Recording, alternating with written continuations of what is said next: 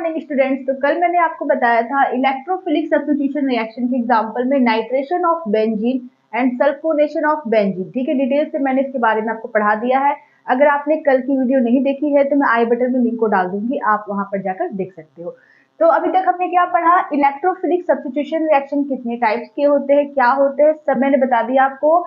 Electrophilic substitution reaction में halogenation of benzene, nitration of benzene, sulphonation of benzene and Friedel-Crafts reaction.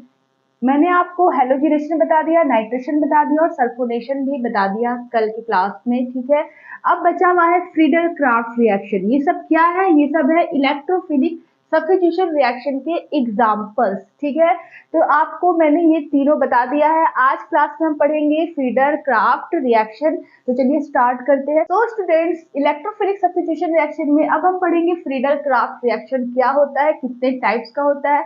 ये जो reaction है, अगर आप 11th-12th के हैं या बीएससी के हैं या एमएससी के हैं, सारे क्लासेस में ये रिएक्शन मोस्ट इंपॉर्टेंट रिएक्शन है।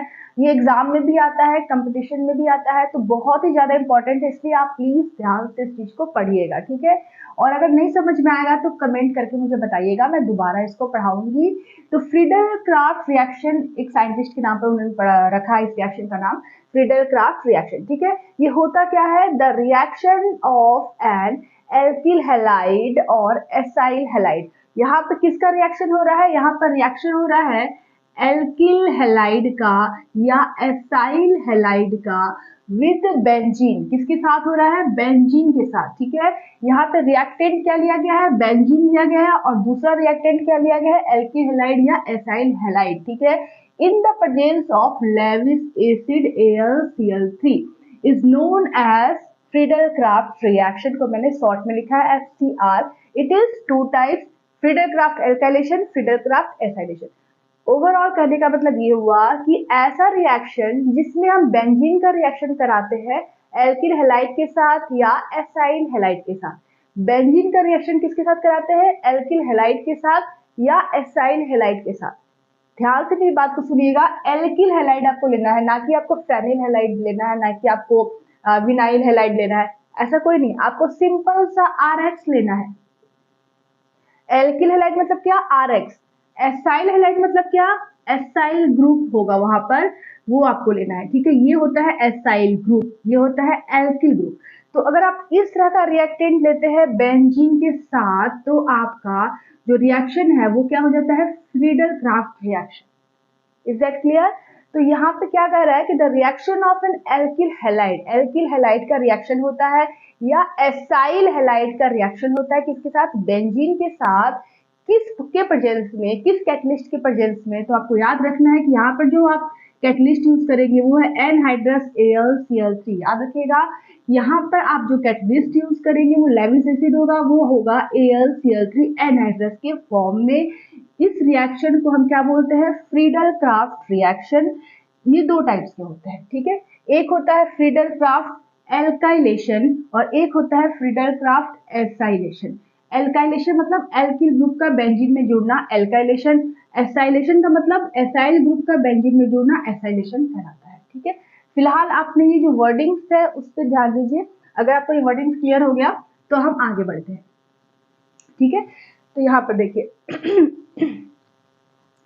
तो यहाँ पे जो फ्रीडल-क्राफ्ट रिएक्शंस है, इसमें आपने क्या पढ़ा कि हम बेंजीन का रिएक्शन कराते हैं एल्किल हैलाइड के साथ या एसाइल हैलाइड के साथ इन the presence of anhydrous AlCl3। इस रिएक्शन को हम फ्रीडल-क्राफ्ट रिएक्शन करते हैं और प्रोडक्ट में क्या बनता है? प्रोडक्ट में आपका एल्किल ग्रुप जो है वो बेंजीन से जुड़ जाएगा और साथ में जो एसाइल ग्रुप है वो भी बेंजीन से जुड़ जाएगा। ठीक है, चलिए इसका मैं आपको सिंपल सा एग्जाम्पल लेके बताती हूँ ताकि आपको बिल्कुल एकदम पानी की तरह क्लियर हो जाए। ठीक है, यहाँ पे हमने बेंजीन ले लिया। इस बेंजीन का रिएक्शन जब हम कराते हैं किसी एल्किल हैलाइड के साथ इन the presence of anhydrous AlCl3। ठीक है, तो यहाँ पर आपका क्या बनता है? ये जो एल्किल ग्रुप है, ये आपका जो एल्किल ग्रुप है यहाँ से ब्रेक करेगा, ये हेलोजन है, इस पे नेगेटिव आएगा, इस पे पॉजिटिव आएगा। आप पढ़ क्या रहे हो? इलेक्ट्रोफिलिक सब्स्टिट्यूशन पढ़ रहे हो, मतलब इलेक्ट्रोफाइल का सब्स्टिट्यूशन हो रहा है यहाँ पर जो हाइड्रोजन है बेंजीन का उसके साथ। यहाँ पर हाइड्रोजन H+ के फॉर्म में निकलेगा और उसकी जगह पर रिप्लेस होगा R+। तो यहाँ पर आकर R जुड़ जाएगा। तो यहाँ पर बेंजीन पर एल्किल ग्रुप ऐड हो रहा है, इसलिए इसको बोलेंगे कि ये एल्काइलेशन हो रहा है, और इस रिएक्शन को क्या बोलेंगे? Friedel-Crafts reaction. फ्रीडल-क्राफ्ट रिएक्शन में बेंजीन का रिएक्शन होता है एल्किल हैलाइड के साथ इन the presence of anhydrous AlCl3, और एल्किल ग्रुप बेंजीन पर जुड़ जाता है, तो इस रिएक्शन को बोलते हैं फ्रीडल-क्राफ्ट एल्काइलेशन रिएक्शन या फ्रीडल-क्राफ्ट रिएक्शन। एल्किल ग्रुप जुड़ेगा तो एल्काइलेशन, ठीक है, ये हो गया। साथ में यहाँ पे एक और प्रोडक्ट बनता है HX, ये जो H है इस X के साथ मिलकर HX बना लिया। दूसरे केस में क्या होगा? दूसरे केस में आप RC डबल बॉन्ड O और यहाँ पर X आपने ले लिया, ठीक है, और साथ में आपने लिया एनहाइड्रस AlCl3।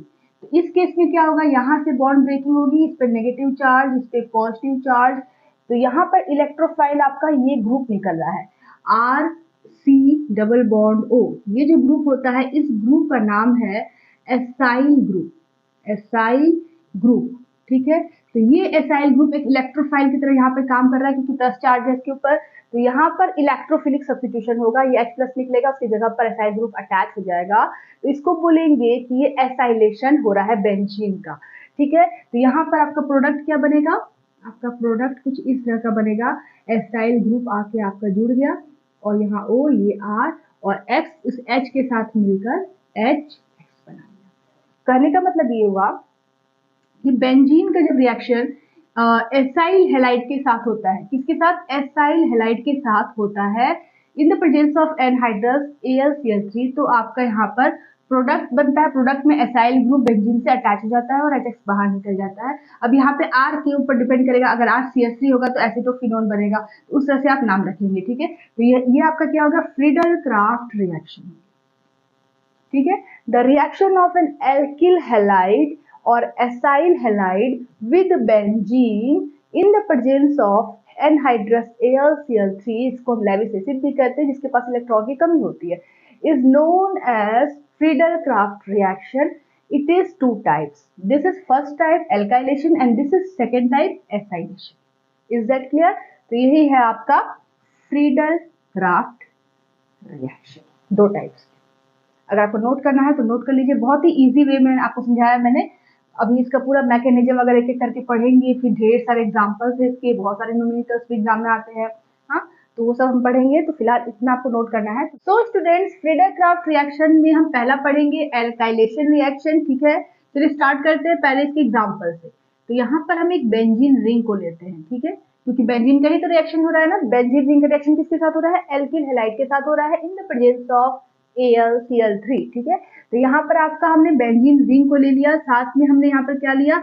एल्किल हैलाइड में मान लीजिए हमने ले लिया CH3Cl, ठीक है, CH3Cl ले लिया। तो साथ में हम यहाँ पे जो कैटलिस्ट ले रहे हैं वो क्या है? Anhydrous AlCl3। अब यहाँ पर एनहाइड्रस ही क्यों ले रहे हैं, हाइड्रस क्यों नहीं ले रहे हैं, ये सब मैंने आपको बताया है पिछले क्लासेस में, आप प्लीज जरा उसको जाकर देख लीजिए, ठीक है, कि एनहाइड्रस क्यों लेते हैं, अभी मैं बता दूंगी वापस आपको, ठीक है। तो यहाँ पर क्या होता है कि ये जो CH3 है यहाँ से ये ब्रेक होगा यहाँ से ब्रेक होगा और आपका इस पर नेगेटिव चार्ज, इस पर पॉजिटिव चार्ज आएगा, तो ये इलेक्ट्रोफाइल यहाँ पर डेवलप हो रहा है। ये इलेक्ट्रोफाइल इस बेंजीन के इलेक्ट्रोफाइल को H प्लस को हटाएगा, रिप्लेस करेगा, सब्स्टिट्यूट करेगा और CH3 खुद आकर वहां पर जुड़ जाएगा। तो यहाँ पर आपका एक कंपाउंड बनेगा कुछ इस तरह का, CH3 यहाँ जुड़ गया और ये जो H है इस Cl के साथ मिलकर HCl बना लिया।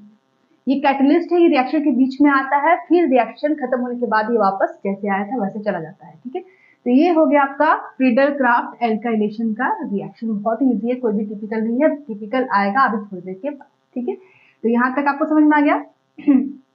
तो अब हम बता रही थी आपको कि एनहाइड्रस क्यों लेते हैं, तो जब मैं मैकेनिज्म बताऊंगी तब बताऊंगी कि आपको एनहाइड्रस क्यों लेते हैं, हाइड्रस क्यों नहीं लेते। तो ये इसका रिएक्शन हो गया। यहाँ पे जो प्रोडक्ट बना इसका नाम है टॉलुइन, टॉलुइन, ठीक है, इसको टॉलुइन भी कहते हैं, हाँ। तो अब इसका मैकेनिज्म देखते हैं। मैकेनिज्म में मैंने आपको हैलोजिनेशन, नाइट्रेशन और सल्फोनेशन में बताया था कि एक ही तरह का मैकेनिज्म सब में होता है। इलेक्ट्रोफिलिक सब्स्टिट्यूशन रिएक्शन में पहले स्टेप में आपका इलेक्ट्रोफाइल जनरेट होता है, दूसरे स्टेप में आपका क्या होता है? अटैक ऑफ इलेक्ट्रोफाइल होता है, तीसरे स्टेप में रिमूवल ऑफ ओल्ड इलेक्ट्रोफाइल, जो बेंजीन से H+ निकलता है वो होता है। तो सारे केसेस में एक ही जैसा होता है, ठीक है। तो इसमें भी वही चीज है जो मैंने नाइट्रेशन में, सल्फोनेशन में, हैलोजिनेशन में बताया था, इसमें भी सेम प्रोसेस ही हो रहा है। तो इसका मैकेनिज्म फर्स्ट में क्या होगा, जनरेशन ऑफ इलेक्ट्रोफाइल।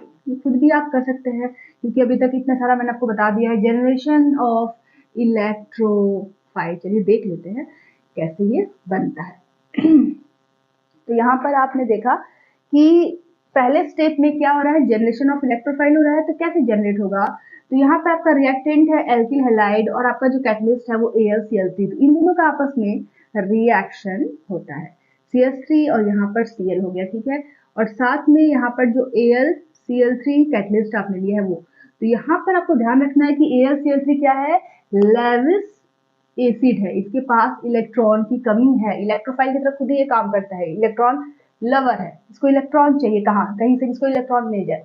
तो यहाँ पर आप देख रहे हो कि यहाँ पे इलेक्ट्रॉन का सोर्स कौन सा है, ये Cl है। ये Cl के पास आपका बॉन्डिंग बनाने के बाद भी 6 इलेक्ट्रॉन लोड पेयर जो है वो बचे हुए, 3 लोड पेयर 6 इलेक्ट्रॉन बचे हुए इसके आउटर मोस्ट सेल में। तो इसके पास इलेक्ट्रॉन का खजाना है और इस AlCl3 जिसके पास इलेक्ट्रॉन की कमी है तो वो इस खजाने के पास जाएगा ही ना, बॉन्डिंग तो बनाएगा ही।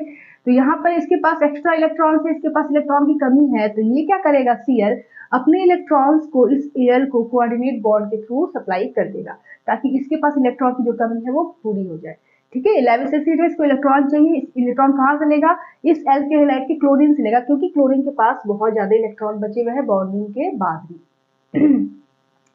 तो उसके बाद क्या होगा कि जो CH3 है, ठीक है, यहाँ पर ये CH3 और ये Cl के बीच में बॉन्डिंग ब्रेक होगी और उसके बाद ये जो Cl है ये इस AlCl3 से क्या होगा, जुड़ने लगेगा क्योंकि अपना इलेक्ट्रॉन सप्लाई कर रहा है मतलब जुड़ रहा है उसके साथ, ठीक है। और CH3 के साथ इसकी बॉन्डिंग टूट रही है।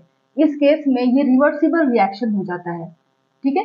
ये इसके साथ टूट रहा है और ये इसके साथ जुड़ रहा है, तो ये रिवर्सिबल रिएक्शन होता है, इसी को बोलते हैं रेट डिटरमाइनिंग स्टेप। ये स्लो स्टेप में ये रिएक्शन होती है, स्लो स्टेप, ठीक है। जब ये पहला स्टेप आप देख रहे हो ये स्लो स्टेप होता है, तो स्लो स्टेप मतलब क्या, रेट डिटरमाइनिंग स्टेप। तो इस केस में यहाँ तक समझ में आ गया कि ये बॉन्डिंग टूट रही है, ये बॉन्डिंग बन रही है। आगे फर्दर क्या होगा आपका, ये रिवर्सिबल नहीं होता है, रिवर्सिबल केवल ये होता है। उस केस में यहाँ पे क्या होगा, यहाँ से बॉन्डिंग पूरी तरीके से ब्रेक हो जाएगी और CH3 बिल्कुल आजाद हो जाएगा, बिल्कुल फ्री हो जाएगा एज ए इलेक्ट्रोफाइल, ठीक है। मिथाइल इलेक्ट्रोफाइल यहाँ पे डेवलप होगा।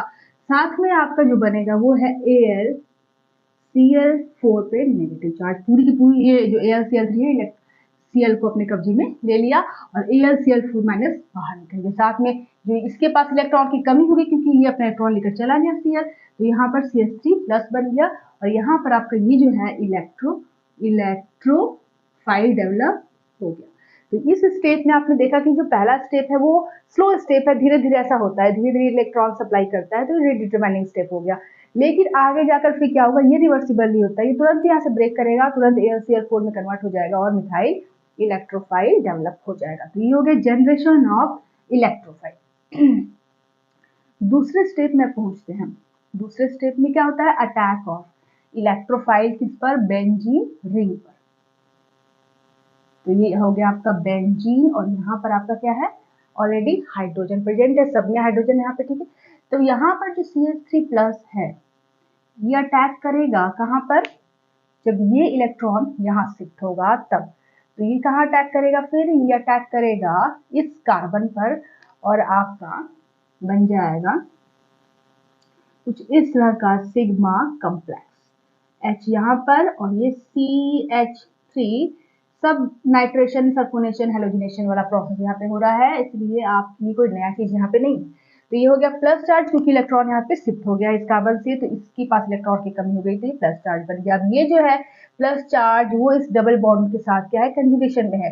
Plus charge single bond double bond, single bond double bond, तो ये पूरा कंजुगेशन में अगर इसका हाइब्रिड स्ट्रक्चर आप बनाएंगे इस कॉम्प्लेक्स सिग्मा कॉम्प्लेक्स का, तो ये कुछ इस तरह का स्ट्रक्चर यहाँ पे बनेगा, ये आपका इस तरह से, ठीक है। प्लस चार्ज यहाँ पर, फिर यहाँ पर, फिर यहाँ पर, 1 2 3 जगह पर ये प्लस चार्ज आ रहा है, इसलिए मैंने इसको डॉटेड लाइन से यहाँ तक शो किया है। यहाँ पर नहीं आ रहा है क्योंकि यहाँ पर sp3 हाइब्रिडाइजेशन हो जा रहा है, एक ये एक CH3 है, ठीक है। तो आधा पे ही आपका कंजुगेशन हो रहा है, आधा पे नहीं हो रहा है, तो ये बन जाता है आपका सिग्मा कॉम्प्लेक्स। इसकी स्टेबिलिटी भी हाई होती है, ऐसा नहीं कि नहीं, इसकी तुलना में इसकी स्टेबिलिटी कम होती है, लेकिन इसकी स्टेबिलिटी ज्यादा है क्योंकि ये आयन के फॉर्म में है। हाँ, तो ये सिग्मा कम्प्लेक्स, इसी को हम बोलते हैं एरेनियम आयन, एरेनियम आयन। ठीक है, ये बन गया आपका, ये हाइब्रिड स्ट्रक्चर, इसको बनाओ चाहे ना बनाओ, यहाँ तक आपको बनाना बहुत जरूरी है। अब तीसरे स्टेप में क्या होगा तीसरे स्टेप में क्या होगा, ये जो आपने सिग्मा कम्प्लेक्स बनाया है, इसका रोल है अभी यहाँ पर, ये जो सिग्मा कम्प्लेक्स आपने बनाया है, यहाँ हाइड्रोजन है, यहाँ पर CH3 है और यहाँ प्लस चार्ज है ना।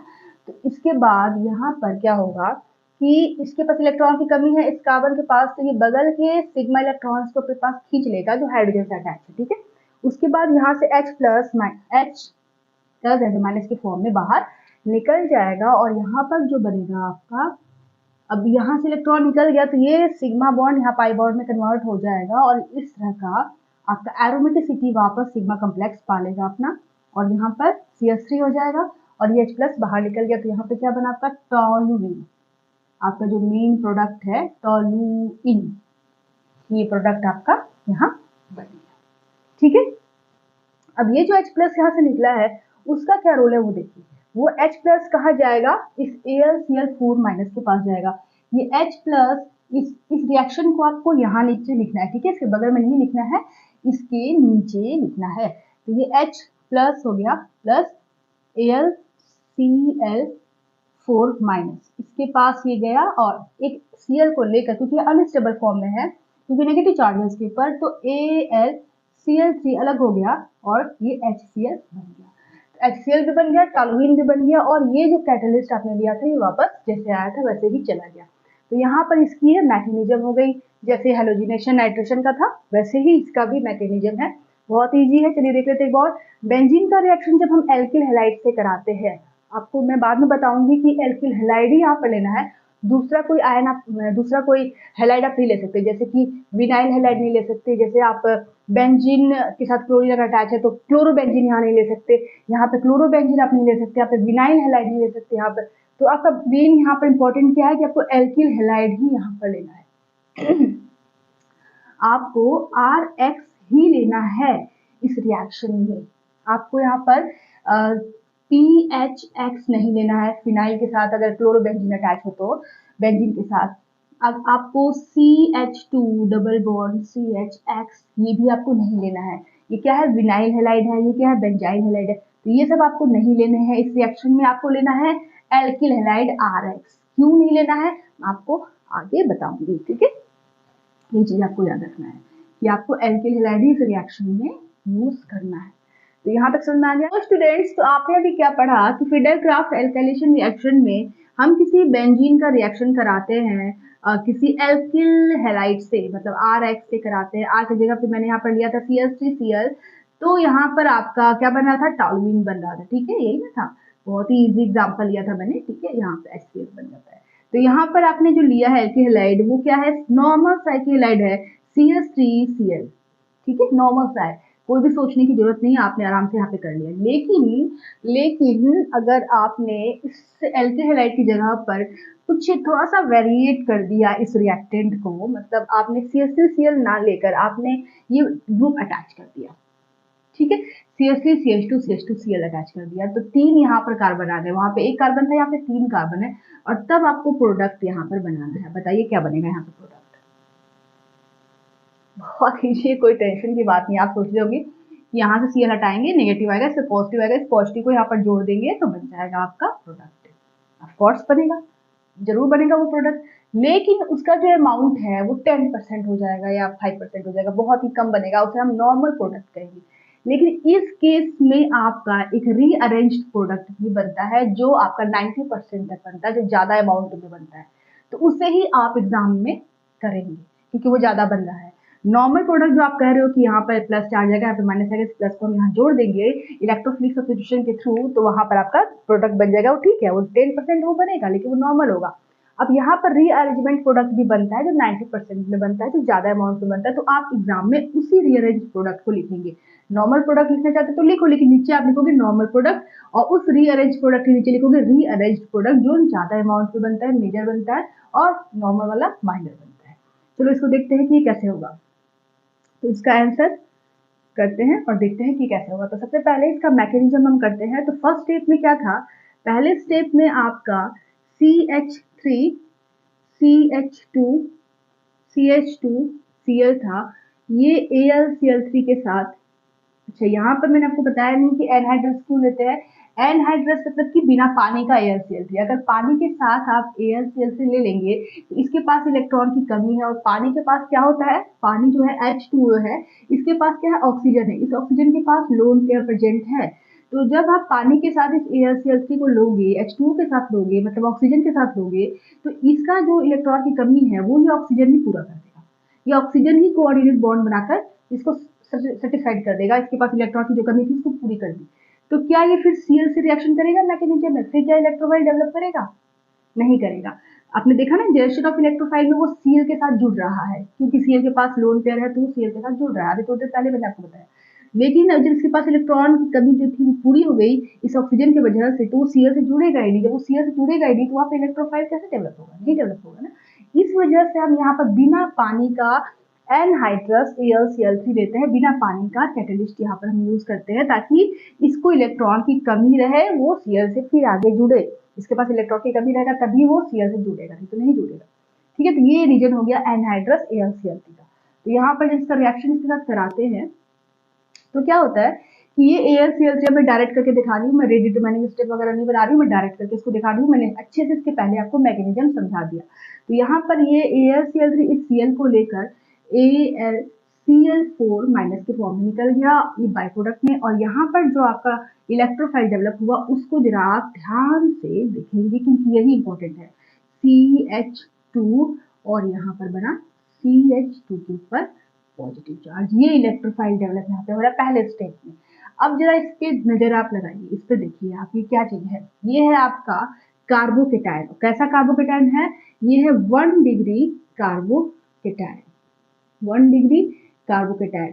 तो 1 डिग्री कार्बोकेटायन 2 डिग्री कार्बोकेटायन में अगर पॉसिबिलिटी है बनने की तो वो पॉसिबिलिटी को वो 100% में कन्वर्ट कर देता है। मतलब 1 डिग्री अगर है और 2 डिग्री पॉसिबिलिटी है तो 2 डिग्री में कन्वर्ट हो जाता है।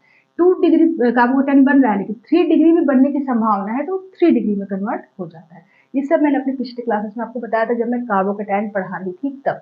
ठीक है, तो यहाँ पर क्या हो गया कि 1 डिग्री कार्बोकेटायन है लेकिन 2 डिग्री में बन सकता है, तो ये क्या करेगा 2 डिग्री में कन्वर्ट हो जाएगा। कैसे कन्वर्ट होगा वो देखिए, बहुत ध्यान से यहाँ पे आपको देखना है। यहाँ पर जो है इसको मैं थोड़ा खोल के बनाती हूँ ताकि आपको समझ में आए। यहाँ पर भी एक हाइड्रोजन है और यहाँ पर भी एक हाइड्रोजन है, ठीक है, और यहाँ पर एक बॉन्ड है। तो क्या होगा कि ये जो आपका है, ये इसके पास इलेक्ट्रॉन की कमी है, प्लस चार्ज है, तो ये जो हाइड्रोजन है अपने इलेक्ट्रॉन के साथ इस कार्बन के पास मूव कर जाएगा, अपने इलेक्ट्रॉन के साथ, इसको बोलेंगे ये H माइनस के फॉर्म में जा रहा है, क्योंकि ये प्लस है तो इसके पास माइनस ही आएगा ना। तो ये जो हाइड्रोजन है ये अपने इलेक्ट्रॉन के साथ जा रहा है, तो इसलिए इसको यहाँ बोलेंगे कि यहाँ पर आपका 1 2 H नेगेटिव शिफ्ट हो रहा है। इसको दूसरे भाषा में बोलेंगे हाइड्राइड हाइड्राइड आयन शिफ्ट। ठीक है, मतलब ये कि इसके पास इलेक्ट्रॉन की कमी थी तो ये रीअरेंज हो जाएगा, ये कार्बोकेटन अपने आप को रीअरेंज कर लेगा क्योंकि लेस स्टेबल है।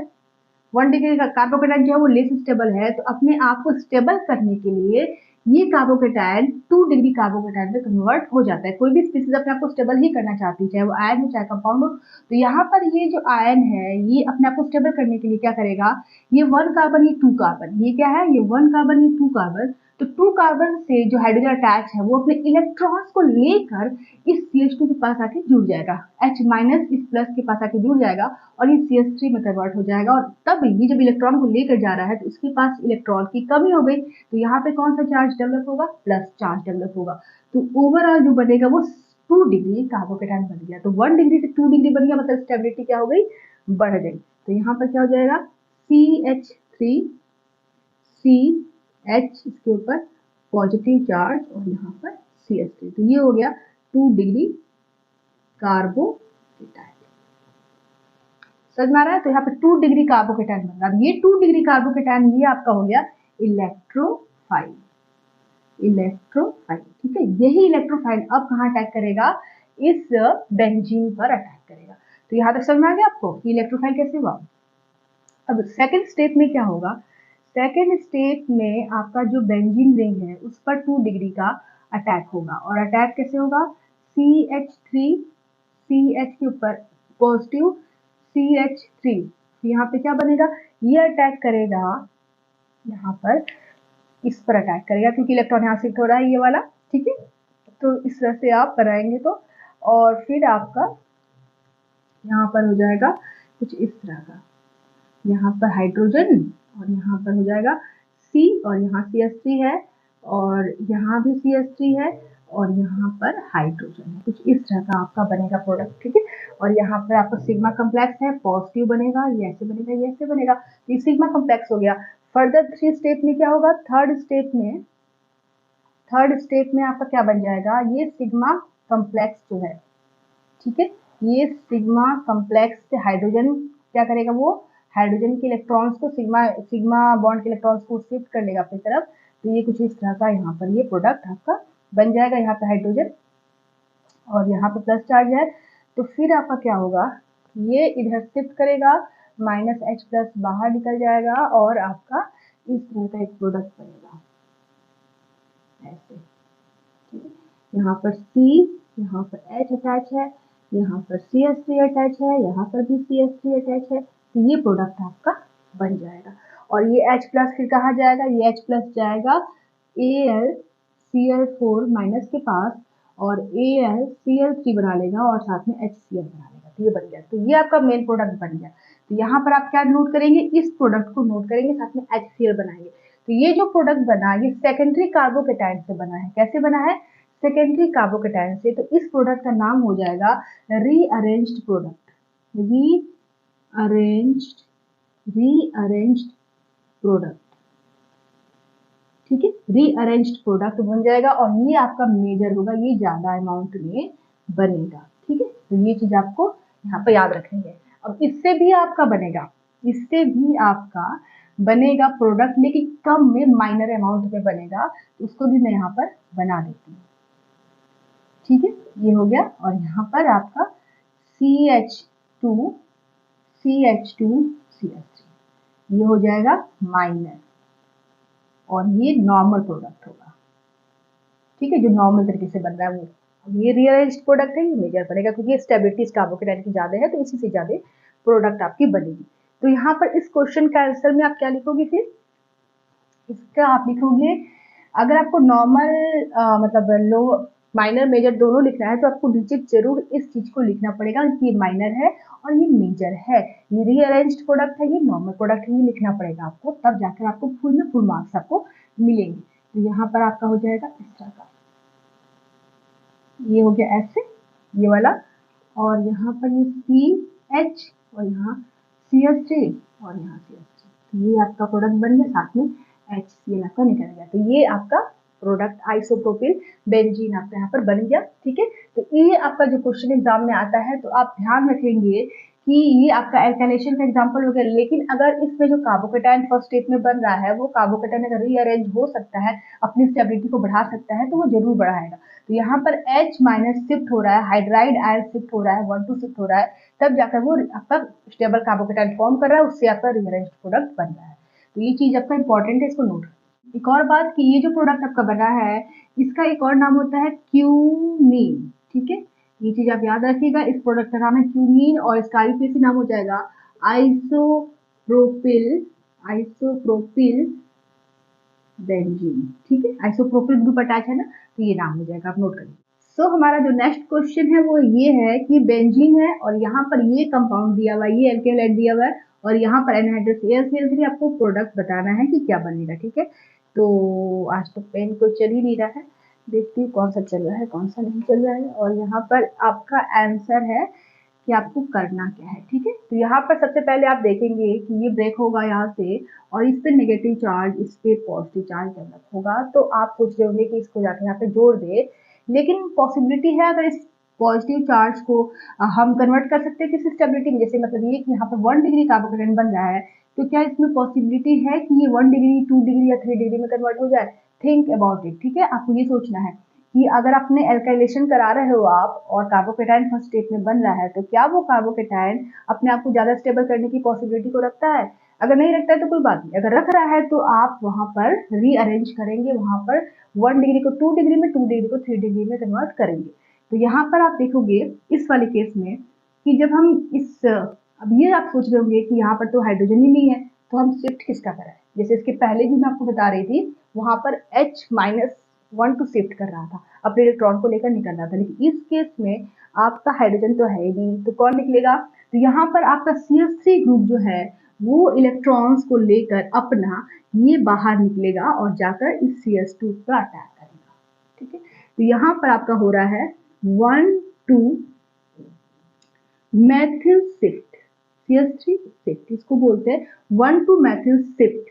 हाँ, तो ये अपने इलेक्ट्रॉन को लेकर निकल रहा है। इसको हम इस तरह से बना सकते हैं, इस स्ट्रक्चर को कुछ इस तरह से। ये देखिए, आपने यहाँ से इलेक्ट्रॉन लिया और इस पर अटैक किया, तो ये CH3 अपने इलेक्ट्रॉन्स को लेकर, अपने सिग्मा बॉन्ड के इलेक्ट्रॉन्स को लेकर इस CH2 पर अटैक करेगा और फिर आपका 1,2 CH3 शिफ्ट होगा और आपका बनेगा CH3 C। अब ये इलेक्ट्रॉन चला गया ना, तो इसके ऊपर कौन सा चार्ज आया? प्लस चार्ज आया, और यहाँ पर CH3 और यहाँ पर CH2 और क्या जुड़ गया इसके पास? CH3 जुड़ गया। तो यहाँ पर इसका तो प्लस चार्ज खत्म हो गया, लेकिन ये प्लस चार्ज यहाँ पर आ गया। यहाँ पर 1 डिग्री कार्बोकेटाइन था और यहाँ पर आपका 3 डिग्री कार्बोकेटाइन डेवलप हो रहा है, मतलब लेस स्टेबल से मोर स्टेबल कार्बोकेटाइन यहाँ पे फॉर्म हो रहा है। तो आप 1,2 मैथिल शिफ्ट करेंगे, ये मैथिल शिफ्ट कहलाता है। 1,2 कार्बन है ना, तो 1,2 मैथिल शिफ्ट हो गया यहाँ पर और एक रीअरेंज्ड कार्बोकेटाइन यहाँ पे फॉर्म हो गया। अब इससे आप अटैक करवाओगे बेंजीन पर। पहले स्टेप में इलेक्ट्रोफाइल आपका 3 डिग्री बन गया, दूसरे स्टेप में आप इस इलेक्ट्रोफाइल को अटैक करोगे बेंजीन पर। उसके बाद फिर आप लास्ट स्टेप में क्या करोगे? इस H+ निकाल दोगे, फिर आप मेन प्रोडक्ट बनाओगे। तो मेन आपका इलेक्ट्रोफाइल आपको बताना है कि कौन सा इलेक्ट्रोफाइल यहाँ पे बनेगा, तब जाकर आप प्रोडक्ट को बनाओगे। तो ये आपका इलेक्ट्रोफाइल हो गया। अब क्या करेंगे कि इसको, इस H+ को हटाकर यहाँ पे इसको जोड़ देंगे, यही ना कर रहे हैं अभी तक हम। तो ये आपका इस तरह से हो जाएगा। मैं डायरेक्ट प्रोडक्ट बना रही हूँ, मैकेनिज्म थोड़ा बताऊंगी बार बार आपको 2 बार मैंने मैकेनिज्म बता दिया। ठीक है, तो यहाँ पर हो गया इस तरह से, और ये आपका C इधर हो गया, ये CH3 ये हो गया। बीच वाला जो कार्बन है वो अटैक करेगा, ये वाला कार्बन अटैक करेगा इस कार्बन पर और यहाँ से हाइड्रोजन को हटाएगा, सब्स्टिट्यूट करेगा, रिप्लेस करेगा। तो ये C हो गया, इसे CH3 अटैच है, ये CH3 इससे अटैच है। ठीक है, और यहाँ पर क्या जुड़ा हुआ है? CH2 CH3, CH2 CH3, ये प्रोडक्ट आपका बन गया। साथ में क्या बनेगा? HCl। तो यहाँ पर आप सोचेंगे कि कौन सा इलेक्ट्रोफाइल निकल रहा है, 1 डिग्री, 2 डिग्री, 3 डिग्री। आप पहले पहचानेंगे 1 डिग्री निकल रहा है, तो अगर पॉसिबिलिटी है 2 डिग्री में कन्वर्ट करने की या 3 डिग्री में, तो आप करेंगे। अब आप सोचेंगे कि यहाँ पे हाइड्रोजन नहीं है, तो हम कैसे हाइड्राइड आयन शिफ्ट करें, 1,2 शिफ्ट करें? तो यहाँ पर मैथिल ग्रुप तो है ना, मैथिल ग्रुप भी शिफ्ट होता है अपने इलेक्ट्रॉन्स को लेकर, वो मूव कर जाता है दूसरे, जहाँ पे पॉजिटिव चार्ज वाले कार्बन होते हैं वहां पर। इसके पास इलेक्ट्रॉन की कमी है, ये इलेक्ट्रॉन लेकर आ रहा है, तो यहाँ पर ये जुड़ गया, CH2 CH3 बना लिया, और इसके पास इसकी इलेक्ट्रॉन की कमी हो गई, तो ये C+ हो गया, 3 डिग्री कार्बोकेटाइन हो गया। अब ये इलेक्ट्रोफाइल यहाँ पर अटैक करेगा सेकंड स्टेप में, और आपका थर्ड स्टेप में ये प्रोडक्ट बन जाएगा। Is that clear? तो स्टूडेंट्स, फ्रीडल-क्राफ्ट एल्काइलेशन में आपको मैं कुछ नोट्स यहाँ पे लिखवा रही हूँ, ताकि आप बिल्कुल क्लियर रहे, कुछ भी आपको कंफ्यूजन ना हो। तो आप फ्रीडल-क्राफ्ट एल्काइलेशन जब करते हो, तो उसमें एल्किल हैलाइड ही आपको रिएक्टेंट के फॉर्म में लेना है। Is that clear? आप इसकी जगह पर विनाइल हैलाइड या एराइल हैलाइड आप यूज नहीं कर सकते। क्यों नहीं कर सकते, मैं आपको बताऊंगी। ठीक है, अच्छे से मैकेनिज्म करके बताऊंगी कि क्यों नहीं ये फ्रीडल-क्राफ्ट रिएक्शन को शो करता है। कौन? एराइल हैलाइड और विनाइल हैलाइड। तो पहला नोट आप ये करेंगे कि alkyl halide must be an alkyl halide, RX must be an alkyl halide. इस R की जगह पर CH3 या C2H5 होना चाहिए, कोई फेडरल रिंग नहीं होना चाहिए, कोई डबल बॉन्ड यहाँ पर नहीं होना चाहिए, ये सिंपल यहाँ पर एल्किल ग्रुप होना चाहिए। तो RX must be an alkyl halide. Vinyl halides and aryl halides, जिसमें डबल बॉन्ड हो, जिसमें बेंजीन रिंग हो, ऐसे हम हैलाइड को do not undergo Friedel Crafts alkylation reaction. समझ में आ गया? ये आपका इंपॉर्टेंट है, इसको बिल्कुल अच्छे से समझ लीजिए। क्यों? क्योंकि आगे मैं आपको बताऊंगी। दूसरा नोट यहाँ पर है, लेविस एसिड जो आप यूज कर रहे हो एल्काइलेशन में, वो AlCl3 ही होना चाहिए। अगर आप FeCl3 या ZnCl3 ले लेते हो, तो वहां पर वो एल्काइलेशन रिएक्शन नहीं देगा। नहीं देगा वो भी मैं आपको आगे बताऊंगी। फिलहाल आप नोट करते चलो कि लैविस एसिड यहाँ पर एल्काइलेशन में AlCl3 ही लेते हैं एनहाइड्रस, और कोई यहाँ पर लैविस एसिड यूज नहीं करते हैं।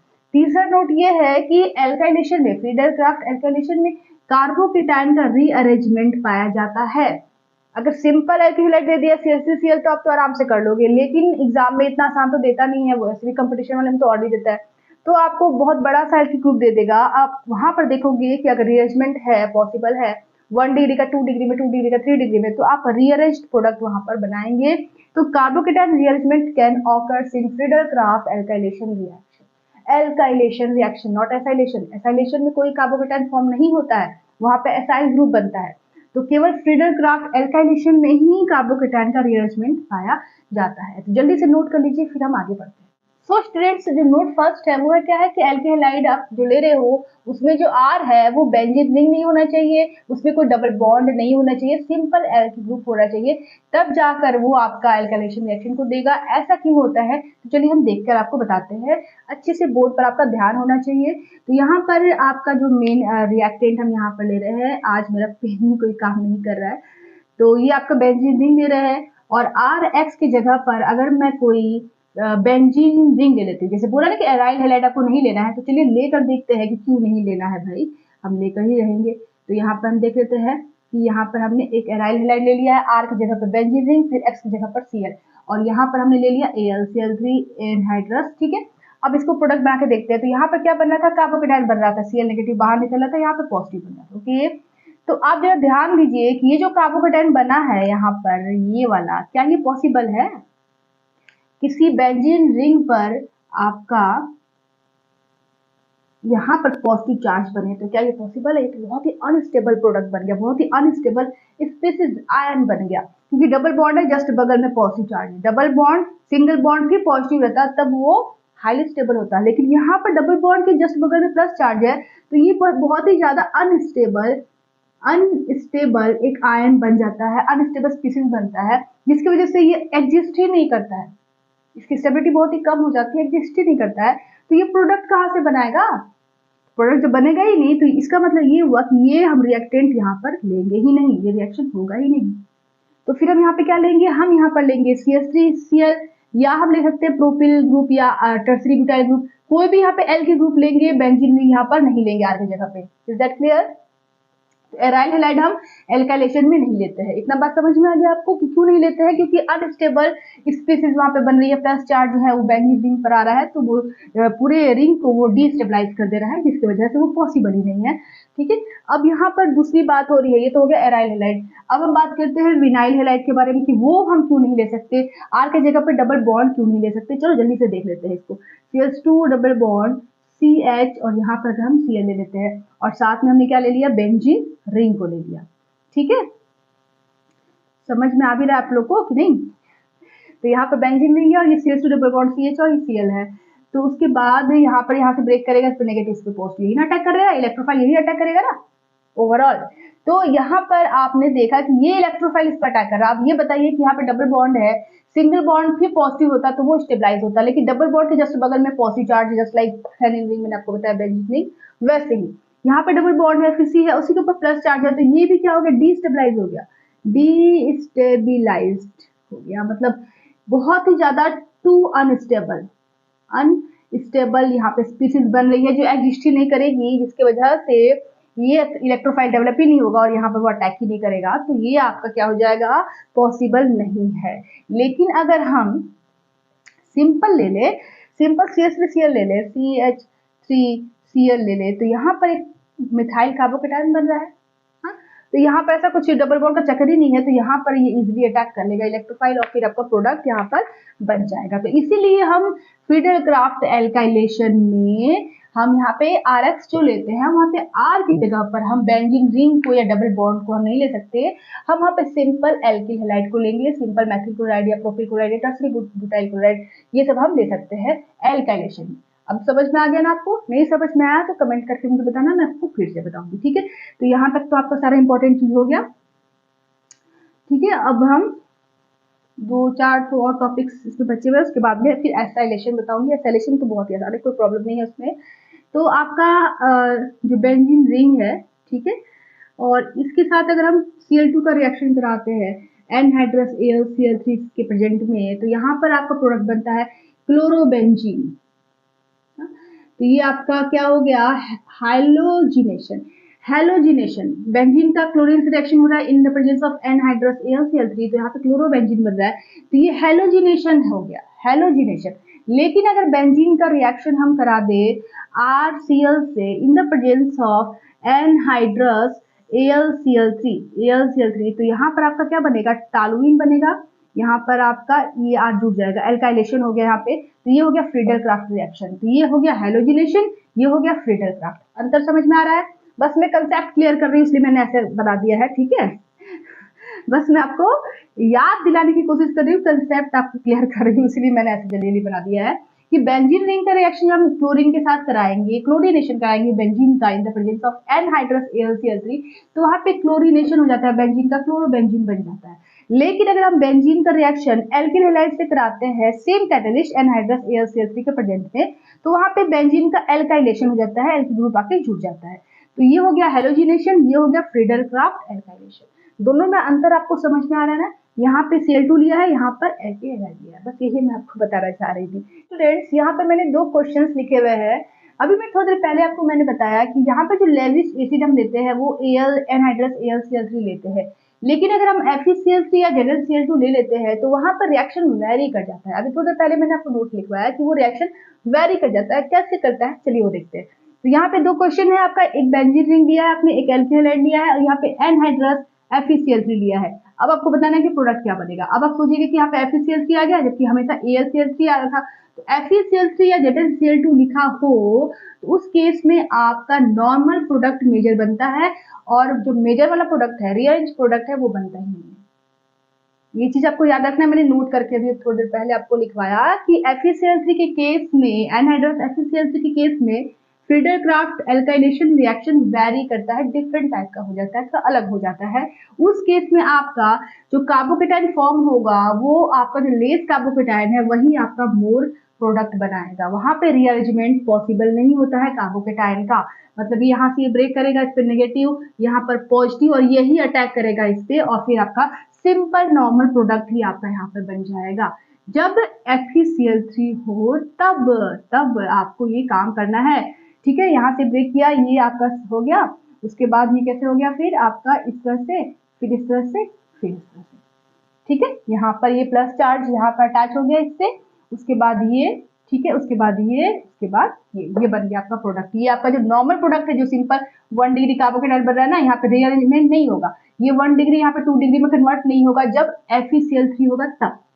Is that clear? जब आप एनहाइड्रस FeCl3 लेंगे एल्काइलेशन प्रोसेस में, तो उस केस में आपका रीअरेंजमेंट कार्बोकेटाइन का नहीं होगा, वो नॉर्मल प्रोडक्ट ही यहाँ पर मेजर बनेगा।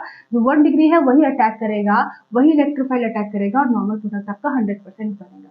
ये आपका वेरी करता है, ये साइंटिस्टों ने देखा ऐसा कि जब हम इस तरह का हम लेते हैं FeCl3 या ZnCl2, तब यहाँ पे आपका रीअरेंजमेंट प्रोडक्ट नहीं बनता है, कार्बोकेटाइन का रीअरेंजमेंट नहीं होता है।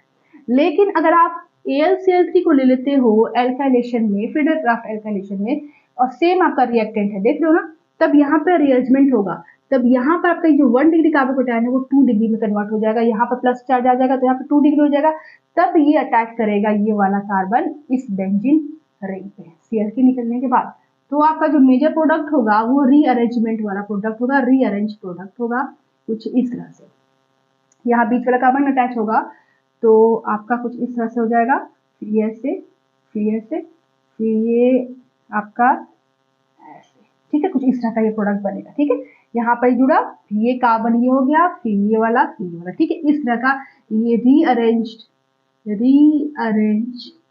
प्रोडक्ट आपका बन जाएगा। कब? जब AlCl3 होगा। लेकिन जब FeCl3 होगा तो जो नॉर्मल प्रोडक्ट है वही आपका मेजर बनेगा, रीअरेंजमेंट यहाँ पर नहीं होगा। ये साइंटिस्टों ने ऐसा देखा कि जब हम एनहाइड्रस FeCl3 ले लेते हैं तो वहां पर 1 डिग्री कार्बोकेटाइन अगर है तो वही रिएक्शन करेगा, वही इलेक्ट्रोफाइल बेंजीन पर अटैक करेगा और नॉर्मल प्रोडक्ट बनेगा। लेकिन जब हम AlCl3 लेते हैं तब वहां पर कार्बोकेटाइन का रीअरेंजमेंट हो रहा है, हाइड्राइड आयन या मेथिल आयन शिफ्ट हो रहा है, तब जाकर रीअरेंजमेंट प्रोडक्ट वहां पे 100% बनता है। तो ये चीज आपको याद रखना है, जल्दी से इसको नोट कर लीजिए। नहीं समझ में आया तो मुझे कमेंट करके आप बताइए। ठीक है, थोड़ी देर पहले मैंने लिखवाया था कि FeCl3 और ZnCl2 के केस में फ्रीडल क्राफ्ट एल्काइलेशन वेरी करता है, डिफरेंट थोड़ा सा हो जाता है। ठीक है, जबकि इसके केस में ये आपका रीअरेंजमेंट पॉसिबल है AlCl3 के केस में। ठीक है, नोट करना। तो स्टूडेंट्स, तो आज यहीं तक क्लास को रहने देते हैं। कल मैं आपको बताऊंगी फ्रीडल क्राफ्ट एसाइलेशन रिएक्शन, क्योंकि अभी मेरा पेन ब्लैक वाला चल नहीं रहा है, तो उसको मुझे फील करना है, शायद अभी है भी नहीं मेरे पास। तो कल हम पढ़ेंगे फ्रीडल क्राफ्ट एसाइलेशन रिएक्शन। आज जितना पढ़ा है उसको रिवाइज कीजिए, नहीं समझ में आया कमेंट करके मुझे बताइए।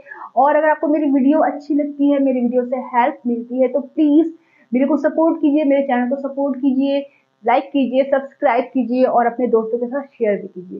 तो मिलते हैं नेक्स्ट वीडियो में। Take care, bye bye.